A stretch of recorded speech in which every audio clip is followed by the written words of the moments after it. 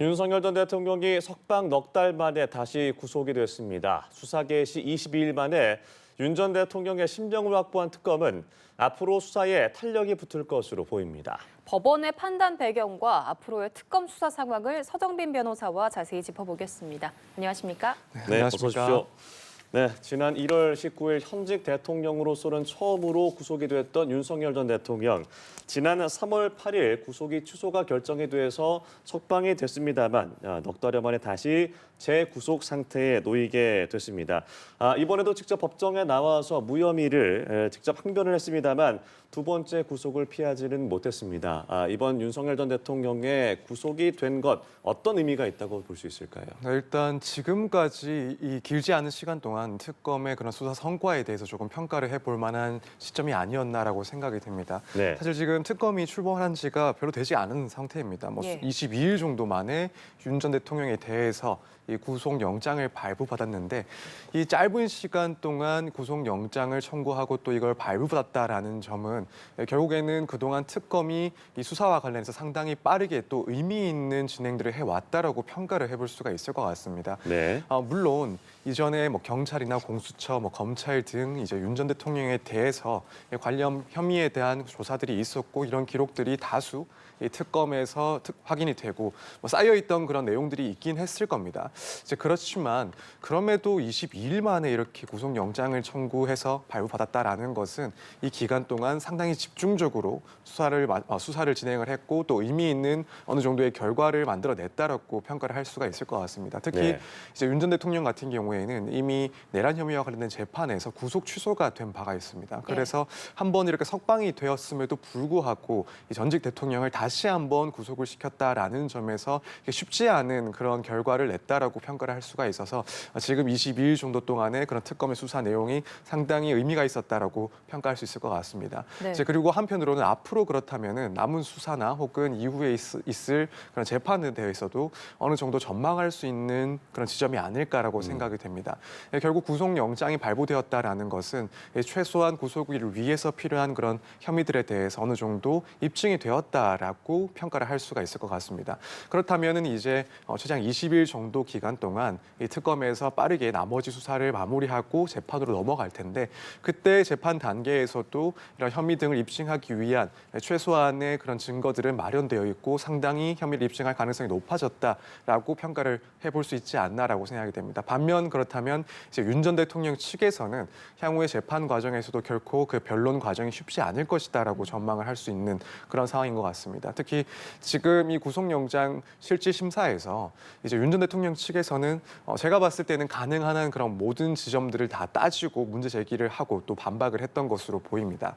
사실관계의 유무라든가 그런 내용들부터 해서 법리적인 부분들까지도 하나하나 구체적으로 이제 변론을 했던 것이다라고 생각이 되는데 이 부분 앞으로도 당연히 변론을 해야 될 내용이지만 일단 지금 시점에서 영장이 발부되었다라는 것은 이런 주장들이 일면 설득되지 못했다라는 점을 보여주기 때문에 이제 앞으로 변론 계획을 세우는 데 있어서도 상당히 이제 난점이 예상되지 않을까. 그래서 지금까지의 그런 특검 수사 상황을 평가하기에도 또 앞으로의 수사 전망을 생각하기에도 상당히 의미 있는 결과였다라고 생각이 됩니다. 예, 법원은 구속영장 발부 사유로 증거인멸 우려가 있다고 봤습니다.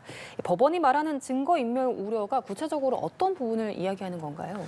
네, 일단 이 부분 관련해서 구체적으로 이제 증거인멸 우려가 어떤 지점에 있는지 여부에 대해서는 아직까지는 확인이 되진 않은 것 같습니다. 예. 간단하게 증거인멸 우려 정도로만 표시를 하고 구속을 결정했던 것으로 알려지고 있는데 결국에는 당시에 이 구속영장 실질 심사에서 한번 재개를 하고 나서 이제 판사가 윤 전 대통령에게 직접 또 신문을 했다라는 그런 내용들이 어느 정도 보도가 된 것 같습니다. 그리고 그 중에 하나가 당시 특수공무집행 방해와 관련해서 이 경호처 직원들에게 총기 휴대를 지시했는지 이런 내용들이 있는지를 한번 물었다라고 하는데 우선 이 부분 관련해서 결국 판사가 이 구속영장의 발부 사유를 검토하는 데 있어서 그 중대한 범죄 혐의점 여기에 대해서는 이 특수공무집행 방해 문제를 문제를 상당히 조금 염두에 두지 않았을까라고 생각이 됩니다. 그렇기 네. 때문에 이 부분에 대해서 굳이 판사가 다시 한번 질문을 하지 않았나 이렇게 생각이 되고 그것 말고 또 추가적인 질문을 했던 내용 중에 하나가 이제 계엄 선포문과 관련해서 뭐 이 부분 윤 전 대통령이 관여한 바가 있는지 여부에 대해서 물었던 것으로 보입니다. 사실 이 계엄 선포문 같은 경우에 계엄 선포하고 나서 이후에 기존의 그런 선포문을 폐기를 하고 새롭게 요건에 맞춘 그런 선포문을 작성하도록 지시했다. 그리고 또다시 이것을 폐기했다라는 이제 의혹을 받고 있는 점입니다.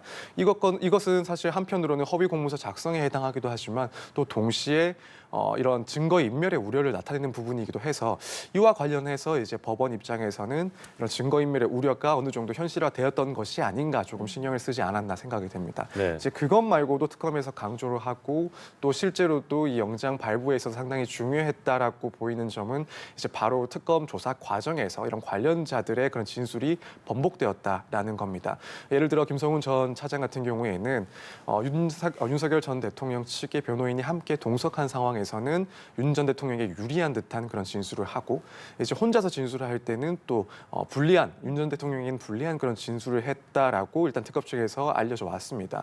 이 점 역시 결국에는 최근까지 윤석열 전 대통령의 그런 증거인멸 우려를 어느 정도 보이는 지점이 아니었나. 뭐 마찬가지로 강희구 전 부속실장 같은 경우에도 동일하게 진술이 바뀌었다라는 점은 결국 증거인멸의 우려가 아직까지도 존재한다라는 점을 보여주는 면이었다고 생각합니다. 그래서 네. 결국 이런 범죄들의 혐의점 그리고 증거인멸의 우려들이 구속영장을 발부하는데 가장 중요한 요인이 되지 않았나 이렇게 평가를 해볼 수가 있을 것 같습니다. 네.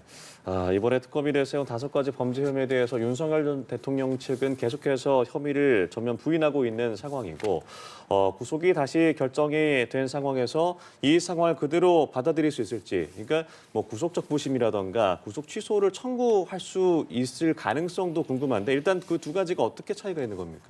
네, 일단 구속적 부심 같은 경우에는 이 구속 자체가 실제로 수사 단계에서 적법하게 이루어졌는지 구속 사유가 인정되는 것인지 여부에 대해서 다시 한번 판단을 받는 겁니다. 네. 그래서 이 구속적 부심 같은 경우에는 구속영장 실질을 통해서 영장이 발부가 되고 나서 이 수사가 아직까지 진행 중인 상황에서 다시 한번 그 정당성 여부를 따져볼 수가 있는 제도입니다. 이제 구속 취소 같은 경우에는 사실 실제 이제 실무상으로는 많이 쓰이지는 않은 제도이긴 했습니다. 그리고 이것은 이제 재판 단계로 넘어갔을 때 법원에다가 이 구속에 실제로 다시 타당한지 여부를 검토받는 그런 절차이긴 합니다. 그래서 뭐 크게 보자면 이것이 수사 단계에서 내가 불복을 해서 뭔가 구제를 받을 수 있는 수단인지 혹은 재판 단계로 넘어가서 법원의 판단을 받아보는 단계인지 이 정도의 차이가 있다라고 보여질 것 같습니다. 네. 일단 지금까지의 윤 전 대통령의 그런 불복 상태를 봤을 때 이번 역시도 이런 가능한 한 그런 불복 수단을 모두 동원할 가능성이 조금이라도 더 높지 않나 생각이 됩니다. 앞서 말씀드렸던 내용, 그러니까 구속 취소 같은 경우에 사실상 실무적으로는 크게 사용되지가 않는 그런 제도임에도 불구하고 이런 내용들까지도 다 검토를 해서 구속 취소 청구를 했었고 결과적으로는 구속이 취소되기도 했습니다. 네. 그리고 사실 이전에는 이제 체포적부심을 또 청구를 했었는데 이전 사건에서는 이 체포적부심 역시도 실제 실무상으로는 그리 사용되지 않는 제도이긴 합니다. 그럼에도 불구하고 이런 절차적인 것들을 다 거쳤다라는 것을 보면 결국 이번 상황에서도 마찬가지로 거칠 수 있는 그런 불복 수단은 모두 거칠 것을 좀 예상할 수 있지 않을까. 굳이 윤 전 대통령 측에서는 현재 구속사항을 인정을 하고 넘어갈 것 같지는 않다 일단 이렇게 보입니다. 그래서 뭐 지켜봐야 되겠지만은 구속 적부심이라든가 혹은 이후에는 구속 취소 역시도 다시 한번 제기를 해볼 수 있지 않나 이렇게 생각이 됩니다. 예, 윤석열 전 대통령이 첫 구속되는 현직 대통령 신분이었던 만큼 예우가 유지가 됐었는데 전직인 지금은 이 대우도 조금 바뀔 것 같습니다. 어떤 부분들이 달라지게 되는 건가요? 일단 가장 큰 차이는 아마 이제 경호적인 측면에서 조금 차이가 있을 것 같습니다. 사실 뭐 전직 대통령 신분이었든 혹은 당시에 현직 대통령이었든 일단 일반 수용자와 조금의 차이를 두는 것은 어쩔 수가 없다라고 보여집니다. 예. 그래서 이제 독방에서 수용을 하게 되는 것이고 뭐 식사 시간이나 혹은 이동 시간 같은 것들은 일반 그런 수용자들과 최대한 동선이 겹치지 않도록 신경을 쓰고 있었고 뭐 지금 이 상황에서도 마찬가지로 비록 전직 대통령이긴 하지만 그런 점은 이제 구치소에서 상당히 신경을 쓸 것이다라고 보여집니다. 하지만 이제 가장 큰 차이는 결국 경호 문제가 아닐까 싶습니다. 지난번 사항을 좀 좀 돌이켜 보면은 이제 경호처에서 윤 전 대통령에 대해서 상당히 경호를 해야 된다라는 입장을 강하게 또 주장을 했었습니다. 그래서 당시에는 서울구치소 전체를 뭐 경호구역으로 설정을 해야 된다라는 이야기도 있었고 네. 실제로 그렇게 되지는 않았습니다만 결국 또 경호구역을 또 일부 나누어서 수용시설 그리고 안팎을 나누어서 이제 바깥쪽은 그래도 경호처가 경호를 진행하는 그런 형태로 경호가 이루어졌었습니다. 하지만 지금은 이제 전직 대통령에 해당하기 때문에 이제 경호처에서도 지금 이 상황까지도 경호를 하지는 않을 것이다라고 이야기가 나오고 있는 상황이고 결국 가장 큰 차이는 경호의 유무 또 경호의 내용 정도가 되지 않을까 이렇게 생각을 해볼 수가 있을 것 같습니다. 네. 이번에 구속영장 청구서에는 적시가 되지 않았던 이 외환 혐의에 대해서도 수사가 좀 속도를 내지 않을까 싶은데 평양 무인기 투입 지시가 부위, 그러니까 대통령을 의미하는 인물의 지시라는 확인되지 않은 군 내부의 직원들도 나오고 있기 때문에 이 부분의 수사가 좀 탄력을 받을 수 있을 거라고 보십니까? 네, 일단 속도는 상당히 이제 빠르게 가져갈 것이다라고 생각이 됩니다. 네. 우선 지금 구속이 된 상태이기 때문에 특검 측에서는 이제 20일 이내에 윤 전 대통령에 대해서 기소를 해야 되는 상황이 발생을 했고 네. 당연히 여기에는 구속영장 청구서에는 기재되지 않았지만 조사를 하고 있던 외환 혐의까지도 포함을 시켜서 기소를 할 것이다라고 보고 있을 것입니다. 그렇다면은 일단 적어도 20일 이내에 이 남은 수사, 특히나 수사할 내용들이 조금 더 남았다라고 평가를 하고 있는 이 외환 혐의에 대해서도 상당히 신속하게 마무리를 지을 것이다라는 것은 충분히 예상을 해볼 수가 있을 것 같습니다. 또 이제 한편으로는 그러면 수사 내용이 어떻게 될 것이냐를 생각을 해보자면 일단 뭐 윤 전 대통령의 신병이 확보가 되긴 했지만 아마 특검에서는 외환 혐의와 관련해서 뭐 특별히 윤 전 대통령에 대해서 의미 있는 진술을 뭐 확보할 것이다라는 기대까지는 하지 않을 걸로 보입니다. 네. 그렇다면 결국에는 뭐 관련자들의 진술이라든가 혹은 그 밖에 객관적인 증거들이 있는지 또 정황상 이런 혐의점들을 포착할 수 있는 내용들이 있는지 이런 외부적인 그런 내용들에 대해서 조사가 좀 이어지지 않을까라고 생각이 됩니다. 마침 지금 특검 측에서도 이전에 군에 당시에 무인기를 납품했다라고 하는 연구원을 조사를 하기도 했었고 또 한편으로는 지금 윤 전 대통령의 지시에 따라서 당시 이제 북에 무인기를 침투시켰다라는 그런 내용의 녹취록도 확보가 되어 있다라고 하기 때문에 이런 녹취록에 나오는 당사자라든가 혹은 그 당사자가 누구로부터 들었는지 이런 것들을 확인을 하고 실제 북에 침투된 무인기가 우리 군에서 보낸 것이 맞는지 이런 내용들을 확인하는 방식으로 이 20일 동안 외환 혐의에 대해서 좀 빠르게 수사를 진척시키고 결국에는 기소까지도 이어질 것이다 전망할 수 있을 것 같습니다. 예, 이번 이 내란 특검팀의 구속영장 청구서를 보면 적시된 공범들도 있지 않았습니까? 사후 개헌 문건에 연루된 한덕수 전 국무총리나 윤 전 대통령 최측근인 이상민 전 장관 등인데 이들에 대한 조사도 좀 탄력이 앞으로 붙을 것 같아요.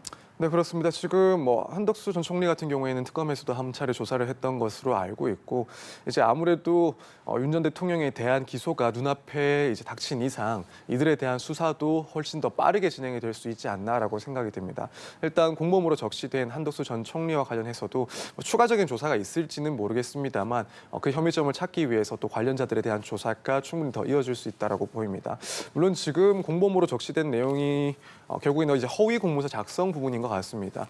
계엄 선포문을 사후에 작성했다라는 그런 문제와 관련해서 한덕수 전 총리가 여기에 대해서 서명을 하기도 했었고 또 폐기를 요청하기도 했다라는 그런 의혹이 제기가 된 상황이고 이 부분 결국에는 허위로 공문서를 작성했다 혹은 뭐 대통령 기록물을 폐기하는 그런 범죄를 저질렀다라는 내용이 포함되는 것 같은데 사실 이것만으로 이제 이후에 신병까지도 이제 확보를 할지 여부에 대해서는 아직까지 개인적으로 봤을 때는 좀 시기적으로 이르지 않나라는 생각이 들긴 합니다.